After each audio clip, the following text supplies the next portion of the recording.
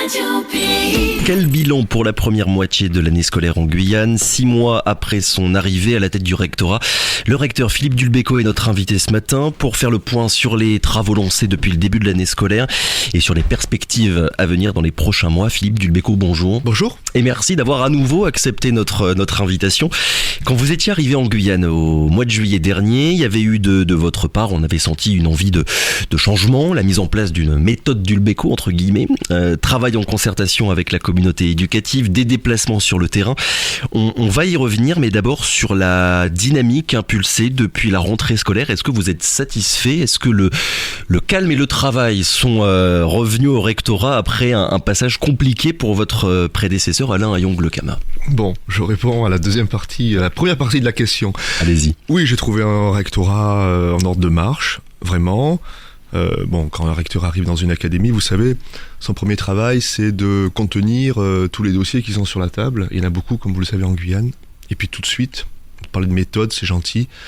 Voir comment on va hiérarchiser les priorités et surtout comment on va s'y prendre. Je peux dire après 6 mois qu'on y voit bien clair dans ce que nous voulons faire, que les équipes sont en mouvement et que les objectifs que nous nous donnons collectivement sont des objectifs qui seront, je l'espère, atteints. On y voit plus clair sur quel point, par exemple? Mais vous savez, il y a beaucoup à faire en Guyane. Il faut à un moment donné se donner des priorités dont on est à peu près certain que les objectifs pourront être atteints. Sinon, on fait beaucoup de déceptions. Là, on sait sur quoi on va agir. On va agir sur les écarts. Les écarts, il faut trouver une solution structurelle pour les écarts avec le projet Guyane Connectée. On va en parler évidemment dans quelques minutes. On va agir sur le bilinguisme, parce qu'on a des zones en Guyane où sans le bilinguisme, on ne fera pas progresser les élèves. On va travailler sur la continuité entre l'enseignement scolaire et l'enseignement supérieur, qui est pour moi une priorité absolue. On remet à plat la carte des formations professionnelles. Et on s'arrête là pour l'instant. Voilà les 4 priorités sur lesquelles nous voulons travailler, là, maintenant. 4 priorités, 4 dossiers qui sont mis sur les rails. D'ici la fin de l'année scolaire, pour plusieurs priorités. Pour qu'à la prochaine rentrée scolaire, on ait déjà des améliorations significatives. Et puis 2 sujets de fond, mais cela vous en parlez le premier malheureusement trop souvent, la sécurité dans les établissements scolaires et aux alentours. On n'enseigne pas, on n'apprend pas quand on craint pour son altérité physique. Et un sujet qui, moi, me tient vraiment à cœur, qui est la lutte contre les grossesses précoces chez les adolescentes, sur lequel nous allons engager vraiment une stratégie lourde, avec beaucoup de moyens. Alors le projet Guyane Connectée, combler les écarts, vous avez commencé à en dire quelques mots. Vous avez présenté ce projet il y a quelques jours. Je vais résumer le principe pour ceux qui n'en auraient jamais entendu parler. C'est d'amener la classe de 6e d'abord et potentiellement ensuite la classe de 5e dans les écarts afin de préserver les enfants dans leur foyer le plus longtemps possible pour faciliter la transition entre le primaire et le collège pour les enfants qui vivent loin des établissements scolaires du second degré. Comment est-ce que ça va se passer exactement, Philippe Dulbecco? Comment est-ce que ça va être mis en place? Mais concrètement, à la prochaine rentrée scolaire, dans chacun des écarts que nous avons sélectionnés pour la première phase, donc essentiellement le Haut-Maroni, nous aurons une classe de 6e qui sera installée physiquement dans chacun des écarts. L'enseignement se fera à distance, mais j'aime pas le terme de la distance, parce qu'en réalité ce sera de l'enseignement à distance, mais l'équivalent du présentiel, avec vraiment une interactivité très forte. Vous voyez, c'est un projet qui n'est pas seulement le projet de l'académie, c'est le projet de la Guyane. C'est un projet que nous conduisons avec les collectivités territoriales de Guyane, bien sûr, avec la mairie de Maripasoula, avec les chefs coutumiers, avec l'association SOS Jeunesse, avec tout un consortium d'institutions guyanaises et qui ne peuvent ne pas être guyanaises. Par exemple, sur la dimension pédagogique, nous sommes allés chercher l'université d'Aix-Marseille, qui a un savoir-faire reconnu internationalement dans ce domaine. L'idée, c'est que cette classe de 6e qui se déroulera à distance, en réalité, tout sera fait pour que l'enseignement soit équivalent à un enseignement en présentiel. D'ailleurs, le professeur fera cours dans une classe à Maripasoula, devant 5-6 élèves, en même temps qu'il fera cours pour les écarts. C'est un projet qui implique 3 conditions nécessaires aujourd'hui pour que cela fonctionne. La première condition nécessaire, c'est une condition technologique, l'électricité, le satellite et l'installation des locaux qui permettront d'accueillir ces élèves. Premier volet. Deuxième volet, un volet pédagogique. Je dois trouver des enseignants véritablement volontaires pour rentrer dans ces nouvelles modalités pédagogiques. J'étais à Maripasoula la semaine dernière pour les rencontrer. Et troisième volet qui est très très important, je dois constituer la cellule d'ingénierie pédagogique qui va accompagner tout ce beau monde pour concevoir, déployer et évaluer en cours de route le travail. Donc pour qu'on comprenne bien, il y aura des modules de classe qui vont être construits à côté des écoles primaires, c'est bien ça, dans certains écarts, avec à chaque fois un seul enseignant qui s'occupera de gérer une petite dizaine d'élèves de 6e. Donc il y a une classe sur 4 écarts pour commencer, mais ensuite c'est tous les écarts de Guyane qui seront concernés, puisqu'on commence cette année par le Haut-Maroni, mais avec une deuxième phase de déploiement l'année prochaine, puis une troisième, puis une quatrième, pour à terme avoir la possibilité pour tous les élèves qui le souhaitent, c'est une option, c'est pas une obligation. C'est volontaire. C'est volontaire, de pouvoir accéder à ces modalités d'enseignement. Donc une classe dans chacun des écarts, un répétiteur, appelons-le ainsi, qui doit être un intervenant en langue maternelle, donc qui connaît bien les enfants du village, qui sera présent dans cette classe, et l'enseignement se fait à distance avec une douzaine de professeurs qui sont volontaires, accompagnés par une cellule d'ingénierie pédagogique, un professeur itinérant, et l'appui de SOS Jeunesse pour l'accompagnement périscolaire l'après-midi. On a contacté certains syndicats, dont le SEUNSA, qui nous faisaient part, on va dire, de leurs interrogations sur les moyens techniques qui vont être utilisés, notamment sur la question du numérique. Est-ce que vous pouvez nous certifier que ces moyens-là permettront réellement et en permanence aux enseignants de pouvoir travailler quand on sait les nombreux et les réels problèmes en termes de réseau électrique et aussi en termes de connexion Internet, Philippe? Oui, je disais, c'est une des conditions nécessaires. Il y a non seulement le satellite, mais il y a l'électricité. Donc nous étions la semaine dernière avec la chef de projet qui est une ingénieure du CNES qui maîtrise très bien tous ces domaines pour effectivement faire le recensement l'état des lieux, des conditions techniques. Il faut qu'il y ait les classes soient installées là où on peut pointer le satellite facilement. Et il faut aussi que l'alimentation en électricité soit garantie. Donc nous travaillons avec des sites où il y a une alimentation en électricité qui est redondante, le thermique et le solaire, de manière à ce que si une des sources venait à être défaillante, l'autre prenne le relais. Sur le satellite, les choses sont assez simples. Il suffit d'élargir la bande passante que la CTG loue à la Splang et la consacrer exclusivement à des fins éducatives. C'est un engagement qui a été pris, je rappelle que la collectivité territoriale de Guyane est partie prenante du projet, au même titre que le rectorat, qui a été pris par son président. Et je ne vois aucune raison qu'on ne soit pas totalement opérationnel en septembre. On est en janvier, vous voyez, ça nous laisse quand même pas mal de temps. Il n'y a pas une espèce de dépassement de fonction, on va dire. Est-ce que c'est vraiment le rôle du rectorat de se poser les questions d'électricité et d'internet comme vous êtes en train de le faire? Alors, je ne sais pas si c'est un dépassement de fonction, mais oui, on prend le bout de la chaîne. Pour que l'école fonctionne, il faut qu'en amont, tout ceci fonctionne. Non, ce que je peux dire vraiment, vous voyez, ce projet, nous l'avons déposé il y a quelques semaines. Ce projet, nous l'avons travaillé avec l'ensemble des partenaires. Et il est normal que sur des sujets aussi structurants, pour le Haut-Maroni et l'ensemble des écarts, nous n'y allions pas seuls. Tout seuls, nous ne serions pas capables d'y aller. Et les discussions, elles ont lieu aujourd'hui avec la Splang, avec EDF. C'est vrai que amener l'éducation en même temps que la qualité des infrastructures, c'est quand même très stimulant. À partir de la prochaine rentrée scolaire, c'est bien ça les premières classes? C'est l'objectif. Aujourd'hui, les feux sont ouverts. Ça va coûter combien d'ailleurs? C'est un projet à 18 millions d'euros au total, ce qui est beaucoup, ce qui est bien peu. Bien peu, si ce projet nous permet, c'est l'objectif, de résoudre structurellement la situation de tous les élèves dans les écarts. On a oublié le sujet fondamental, monsieur. Pourquoi on fait ça? On fait ça parce qu'il y a un consensus en Guyane, un consensus très largement partagé pour dire nous devons tout faire pour que les élèves des écarts restent le plus longtemps possible dans leur environnement socio-culturel. Moi, je parle de ce consensus et je me pose la question comment faire pour amener le collège sur les écarts. Pour ceux qui connaissent un peu les écarts, déjà le fait qu'il y ait des écoles, c'est l'honneur et le miracle de la République. Mais amener le collège, c'est quand même, vous voyez, 12 profs, 12 professeurs et tout ce qui va avec. Comment on fait ça? Et c'est comme ça qu'est né le sujet de Guyane connectée, combler les écarts. Ce projet, vous l'avez présenté, Philippe Dulbecco, lors d'un déplacement sur le Maroni, Maripasoula, Papaïche, Tontalouen, Twenke, Elae. Le bilan de cette visite, c'était quoi l'objectif finalement ? Il y avait deux objectifs. Il y avait effectivement Guyane connectée, et puis pour des raisons que chacun a en tête, il était compliqué ces derniers temps de se rendre dans l'ouest guyanais, notamment du côté du Haut-Maroni. Et donc je devais rencontrer ces enseignants, ces communautés éducatives, comme je l'ai fait pour le reste de la Guyane.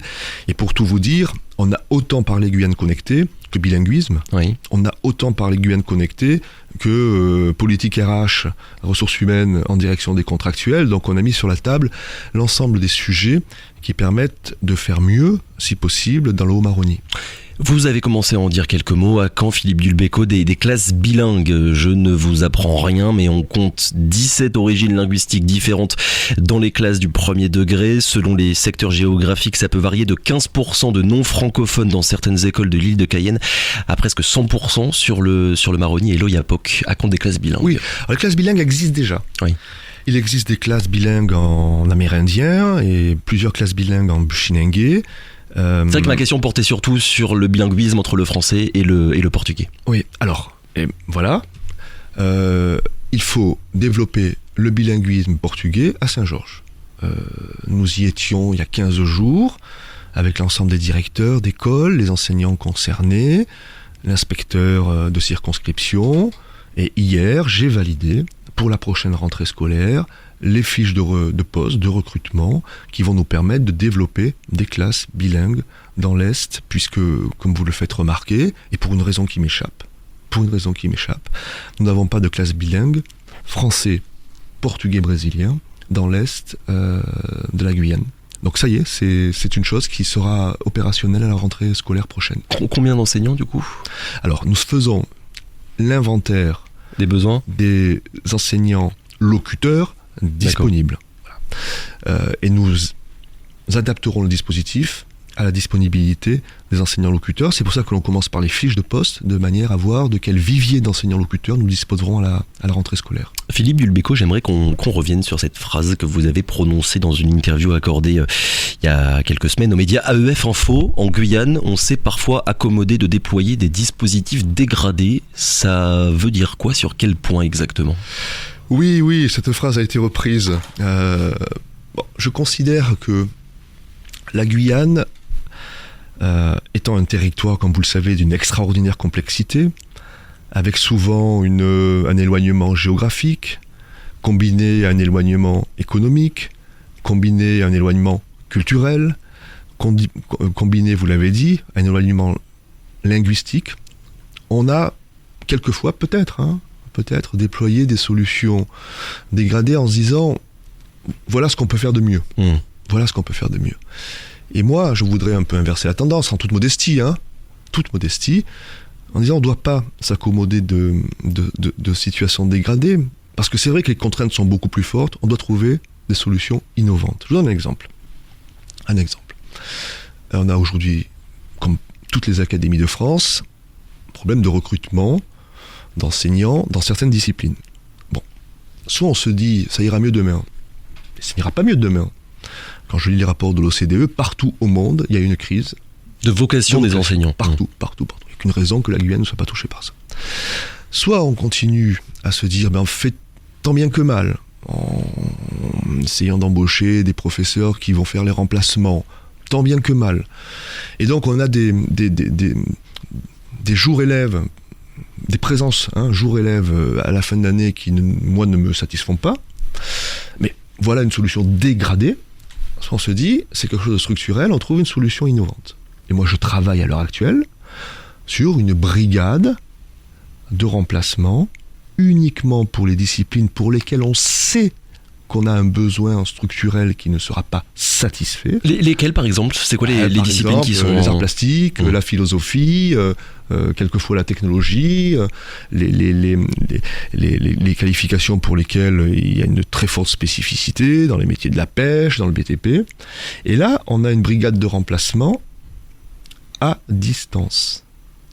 Ça va pas être de la vidéotransmission, ça va être une véritable brigade de remplacement à distance, qui permettra de rendre un service structurel qui n'est pas un service dégradé.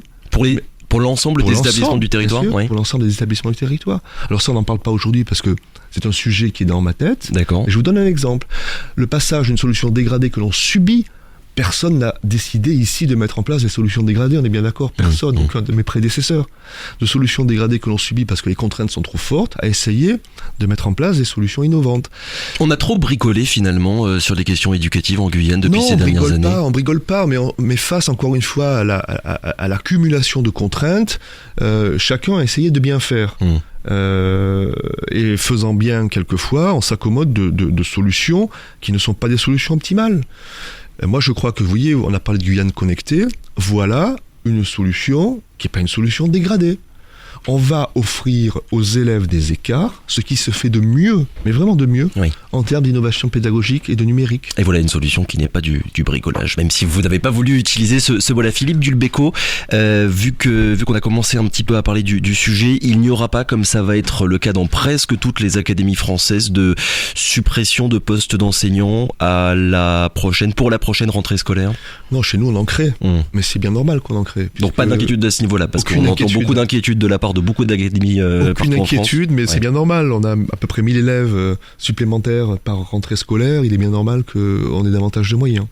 Autre et dernier sujet, Philippe Dulbecco, le nombre d'enfants non scolarisés en Guyane. On en avait parlé lors de vos dernières venues dans nos studios. Vous nous aviez annoncé que des travaux étaient sur le point d'être lancés avec l'INSEE pour qu'on sache enfin combien d'enfants n'ont pas accès à l'école. On en est où? Ça avance? Est-ce que vous avez les premiers résultats? On a l'estimation. Le travail a été fait, on a l'estimation et nous allons réunir avec monsieur le président de la collectivité territoriale de Guyane une instance qui, je crois, a été créée mais n'a pas jusqu'à ce jour été annoncée officiellement. Non, elle a été créée mais je crois qu'elle s'est peu réunie. Et donc on va la réunir. C'est l'observatoire de la scolarisation et de la réussite des élèves. On est à combien d'élèves du coup non scolarisés? Oh écoutez, c'est difficile de vous le dire ici alors qu'on va réunir l'observatoire, mais... Plus ou moins que les estimations de l'UNICEF qui parlaient de 10 000 enfants? On a deux méthodes, une fourchette haute, une fourchette basse. La fourchette haute est très inférieure aux 10 000. Et ça, c'est une bonne nouvelle. La mauvaise nouvelle, c'est qu'on a quand même un chiffre positif. Bon, voilà, on a des enfants non scolarisés. Très très loin des 10 000 qui circulent, très très loin. Donc on attend les prochaines réunions de cet observatoire pour avoir des chiffres précis sur la question. On va terminer avec ce mot qui revient tout le temps, Philippe Dulbecco, pas que sur les questions éducatives d'ailleurs, c'est l'attractivité. L'attractivité du territoire et donc de l'académie. On connaît les difficultés dans le recrutement avec des postes vacants. Une rentrée scolaire, ça se prépare. Dans quelle logique est-ce que vous êtes, Philippe Dulbecco, pour faire en sorte que d'ici le mois de septembre, pas que la situation soit réglée totalement, mais qu'elle soit moins présente et que les difficultés soient moins importantes? On a deux modalités d'action. D'abord sur les concours des titulaires. Donc on fait le maximum, vraiment le maximum, sur les professeurs des écoles. Je crois qu'on en avait parlé il y a quelques semaines. Voilà, avec des concours spécifiques à la Guyane. Et moi j'invite tous les enseignants de Guyane, dans leur entourage, à faire la promotion de leur métier. Oui, bah écoutez, c'est un super métier. Voilà. Combien de personnes je rencontre chaque jour me disant « Ah oui, donc il est possible de venir ensemble, ça m'intéresse. » Encore une fois, il y a un concours, Un concours. Donc voilà, sur les titulaires, on fait le travail, mais le travail sans doute que font toutes les autres académies. Et puis, on a vraiment lancé une réflexion sur les contractuels. Ce que j'appelle moi les contractuels structurels. Pour qu'il y en ait moins? Non, pour qu'ils soient... considérés comme des collègues à part entière, pour qu'on leur garantisse des contrats de plusieurs années, pour qu'on les forme, pour qu'on leur fasse on les conduise à ce qu'ils souhaitent, à présenter les concours, pour travailler véritablement avec un vivier de contractuels structurels permanents. Et ça implique une démarche ressources humaines particulière. Ça implique de ne pas leur dire au mois de juillet, on va peut-être avoir besoin de vous au mois de septembre. Ça implique de leur dire avant. Ça implique de leur faire des contrats 3 ans. Ça implique beaucoup de choses que nous mettons en place de manière, et ça, il faut qu'ils l'entendent, à ce que on n'attende pas le mois de juillet, le mois de septembre, pour recourir à leur service. Le temps est passé très vite, malheureusement, Philippe Dulbecco. Il est déjà 7h34. Merci beaucoup d'avoir été avec nous ce matin. Voilà, je le rappelle évidemment pour ceux qui auraient pris l'interview en cours, recteur de l'Académie de Guyane. Merci encore, très bonne journée à vous.